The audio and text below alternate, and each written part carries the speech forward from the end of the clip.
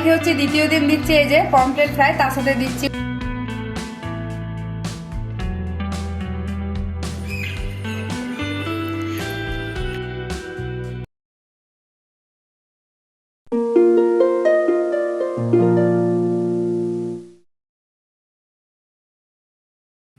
Hello friends, আবার আরেকটি নতুন ব্লগে তোমাদেরকে অনেক অনেক স্বাগত।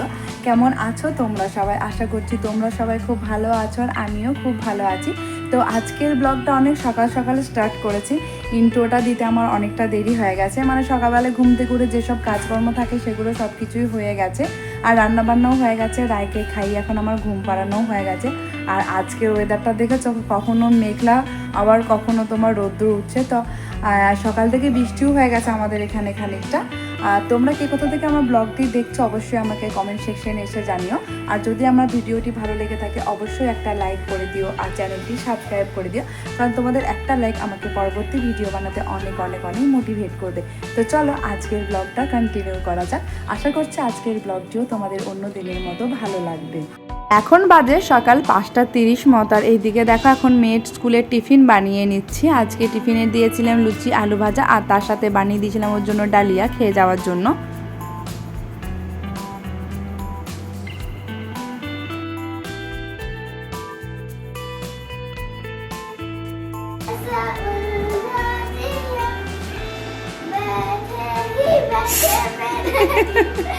ঘুম থেকে তুলে এরকম করছো না? এই রায় আই কার্ড পড়েছে নাকি? স্কুল যাবে রায়? হ্যাঁ হ্যাঁ, এই তো স্কুলে যাবে নাকি? হ্যাঁ একই সেম সেম সেম সেম দুই বোনের। বাবাকে হাততালি দিদাও, হাততালি দিদাও। মনু রেডি হয়ে এখন স্কুলে বেরিয়ে গেছে, আর রায়ের এখন বায়না দেখো, ওইদিকে দুটো এখন পায়রা দেখেছে, এখনও হাতে চাল নিয়ে যাচ্ছে ওগুলোকে খাওয়ানোর জন্য।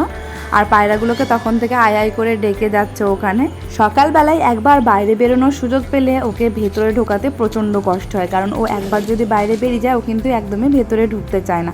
আর মনুর যখন স্কুলের টিফিন বানিয়েছিলাম তখনই এই দেখো আমাদেরও জন্য কয়েকটা লুচি বানিয়ে নিয়েছিলাম। তোমাদের দাদাভাই লুচি খেতে খুব ভালোবাসে, তাই আজকে সকালের টিফিনে আর কিছু বানাইনি, ওই চা দিয়ে দুজন মিলে একটু লুচি খেয়ে নিলাম। আর এইদিকে এই যে স্নান টান এখন হয়ে গেছে, এদিকে কাপড় টাপড় মিলিয়ে নিচ্ছি। চলো এরপর ফুল কয়েকটা তুলে নিই, তারপর পুজোয় বসি।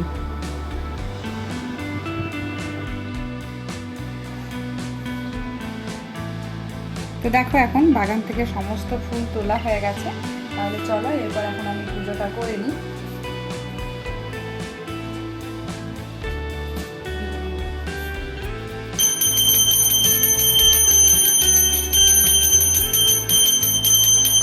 রান্না হবে সব কিছু কাটাকুটি করে গুছিয়ে নিয়েছি। এদিকে আজকে হবে একটু বাঁধাকপির তরকারি, পটল ভাজা, আর এই যে তোমাদের দাদাভাই নিয়েছে পমফ্রেট মাছ। আজ পমফ্রেট মাছের একটুখানি ফ্রাই করব। তো দেখো তোমরা রেসিপিটা দেখতে থাকো আমি কিভাবে বানাচ্ছি এটা। আজকে তোমাদের দাদাভাই একটু তাড়াতাড়ি অফিসে বেরোবে, তাই রান্নারও অনেকটাই তাড়া আছে, ওই জন্য তোমাদের দাদাভাইকে বললাম আজকে রায়কে একটু খাইয়ে দিতে। তো চলো আমি এখন রান্নায় ঢুকি। এদিকে পটল ভাজাটা আগেই চাপিয়ে নিচ্ছি, আর এই যে পমফ্রেট মাছটা নিয়ে এসে চলো ওটাকে আগে ম্যারিনেশন করে রেখে দিই।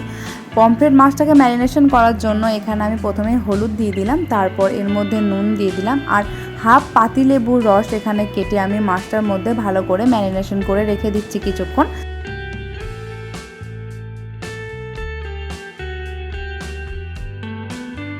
বাঁধাকপির জন্য আলুটা এই যে ভালোভাবে কষিয়ে নিয়েছি মশলা দিয়ে, আর বাঁধাকপিটা আগে থেকে একটু ভাপিয়ে দিয়েছিলাম।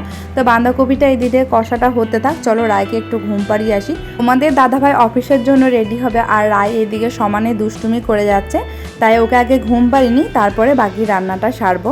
আর রায়টা এত দুষ্টু হয়েছে এখন, ওকে যদি একটা বার চোখের আড়াল করেছি তাহলে ও কিছু না কিছু একটা অঘটন ঘটিয়েই থাকছে।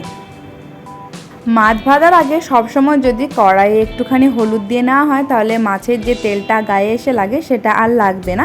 এটা আমার মা আমায় বলেছিল, আর আজ আমি তোমাদের সাথে এটা শেয়ার করে নিলাম। আমার আরও অনেক ভিডিওতেও আমি সেটা তোমাদের জানিয়েছি মনে হয়। তেলটা গরম হয়ে গেছে, আর এই যে এক এক করে মাছগুলো এরপর চলো ভেজে নিই। তাহলে এই যে এদিকে কড়াইয়ে আমি দুটো মাছ দিয়ে নিয়েছি।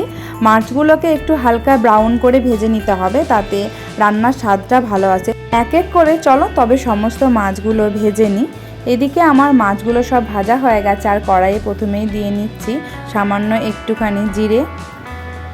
আর মশলার জন্য আমি এখানে নিয়েছিলাম আদা, পেঁয়াজ আর রসুন বাটা, এই তিনটেকে আমি ভালো করে পেস্ট করে নিয়েছি।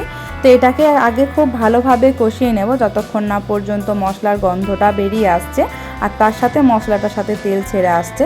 এটাকে খুব ভালোভাবে কষানো হলে এরপর আমি এর মধ্যে অ্যাড করে দিচ্ছি টমেটো বাটা।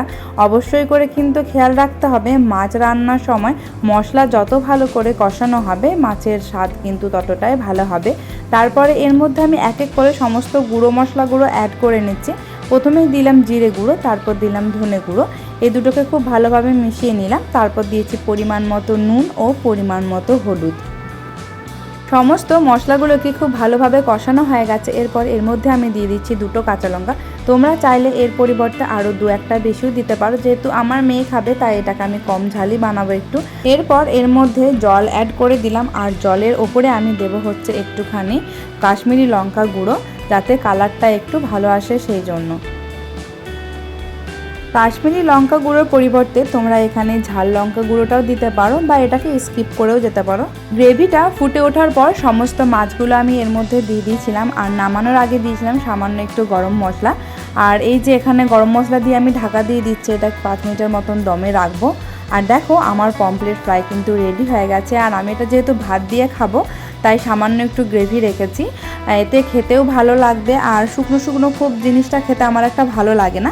দেখতে যতটা সুন্দর হয়েছে খেতে কিন্তু তার থেকেও ভালো সুস্বাদু হয়েছে। তোমরা কিন্তু বাড়িতে এই রেসিপিটা একবার বানিয়ে দেখতে পারো, আশা করছি তোমাদেরও বেশ ভালোই লাগবে খেতে।